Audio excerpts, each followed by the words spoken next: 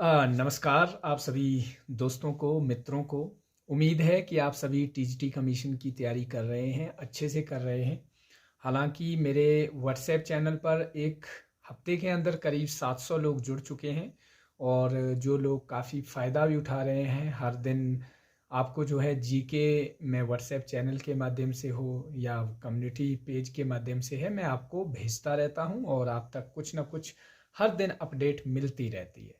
अगर आप लोग भी मुझसे इसी तरह जुड़ना चाहते हैं, अगर नए हैं, रिटर्निंग व्यूअर्स हैं तो स्वागत है।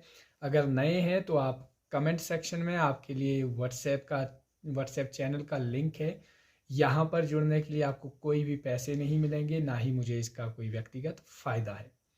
आज का जो वीडियो रहेगा ये खास रहेगा और ख़ास इसलिए है क्योंकि आप लोग पहले भी बात कर रहे थे कि एग्ज़ाम कब होगा, वटेवर जो भी आपकी क्वेरीज़ है। हालांकि मुझे इस सवाल का जवाब देने के लिए काफ़ी ज़्यादा जो है वो इरिटेशन होती है कि एग्ज़ाम कब होगा, क्या होगा। क्योंकि पहले तो होती थी कि एग्ज़ाम कब होगा, यानी कि कमीशन कब आएगा। अब जब कमीशन आ गया है तो पढ़ने के बजाय लोगों के सवाल आ रहे हैं कि एग्ज़ाम कब होगा।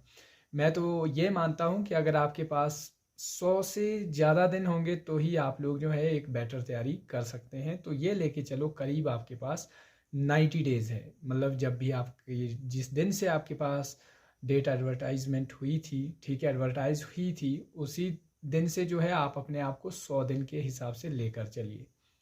लेकिन फिर भी अगर आयोग की तरफ से देखें, जो आयोग की तरफ से एक नोटिस भी आया था, एक उनकी तरफ से मैसेज भी आया था कि जो एग्ज़ाम है वो 3 महीने के भीतर जो है वो करवाने की पूरी कोशिश करेंगे। क्योंकि आप जानते हैं कि अक्टूबर के बाद जो इलेक्शंस भी है, पंचायत इलेक्शन, हालांकि इसके ऊपर इसका कोई खास असर नहीं पड़ता है, लेकिन फिर भी बड़ी सारी चीज़ें रहती है इनके बीच में। तो एग्ज़ाम आप ये लेके चलो, अगर आप अभी तैयारी करना चाहते हैं, वास्तव में जो तैयारी कर रहा है उसको तो बताने की ज़रूरत नहीं है कि एग्ज़ाम कब होगा। वो अपने आप को सेट कर चुका है, उसने अपने आप को सेट कर दिया है कि वो कितने समय तक उसने एक टारगेट बना लिया है। ये वही लोग असमंजस में हैं जो ढंग से ना तैयारी कर पा रहे हैं, ना ढंग से पढ़ पा रहे हैं। बस एक ही सवाल कि एग्ज़ाम कब होगा। एग्ज़ाम तो होगा, एग्ज़ाम जब डेट एडवर्टाइज हो गई है तो अब एग्ज़ाम हो जाएगा। आप इसको इतना पैनिक करने की ज़रूरत नहीं है। आप अपना एक टारगेट बनाओ। आपको लगता है 70 डेज़ में होगा तो 70 डे के हिसाब से टारगेट बनाइए। 100 डेज़ जो है मैक्सिमम करके जाइए, इससे ज़्यादा नहीं। अगर आपको ज़्यादा समय मिलता है तो आप रिवीजन के साथ जा सकते हैं। बाकी रही बात कट ऑफ की, तो देखिए मैंने इससे पहले भी एक शॉर्ट्स वीडियो बनाई थी, उसमें मैंने बताया था कि पिछली बार जो आपका जनरल में है, जो आर्ट्स में, वहाँ पर 52 कट ऑफ गई है। यानी कि आपके करीब 104 क्वेश्चन जो है वो ठीक होने चाहिए एट लीस्ट।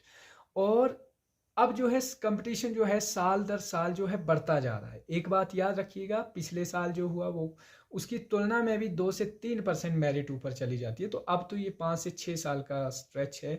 तो एट लीस्ट मैं ये कहूँगा कि आपको 120 क्वेश्चन आपके ठीक होने चाहिए, तब जाके आप उम्मीद कर सकते हैं कि आपका फाइनल सिलेक्शन के चांसेस बन जाते हैं। 200 में से 120 क्वेश्चन आपके किसी भी हद में ठीक होने चाहिए। फिर वो डिपेंड करता है कि पेपर ज़्यादा इजी हुआ तो फिर तो दोस्तों उस हिसाब से मेरिट अप करती रहती है।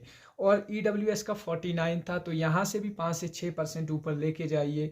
फिर वार्ड ऑफ फ्रीडम फाइटर की भी उस हिसाब से, OBC की 47 रही है, BPL की, OBC BPL 45 है, SC की 46 है और ST की 49 है। ST में जो है एक बात बता देना चाहता हूँ कि ज़्यादा जो मेरिट जो है वो डाउन नहीं रहती है। तो आपको इस और भी ध्यान देना है कि जो आपकी मेरिट है वो काफ़ी ज़्यादा जो है हाई जाने वाली है इस बार, पिछली मेरिट्स की तुलना में। आपको मैं लिस्ट देता हूँ जो मैं, चाहे मेडिकल से है, नॉन मेडिकल से है, आपको देखिए प्रीवियस ईयर कट ऑफ को देखिए और उस हिसाब से अपने आप को 6% ऊपर रख के चलिए। कि अगर 61, जैसे कि यहाँ पे आपका जो कोड नंबर 633 है मेडिकल का, वहाँ पे गई है आपकी 61%।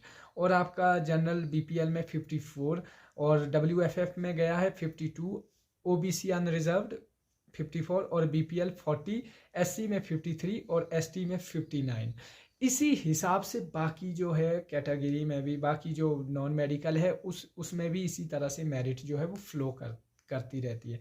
आपको बड़ी एक आसान भाषा में बताना चाहता हूँ कि मेरिट जो है वो ऊपर जाती है।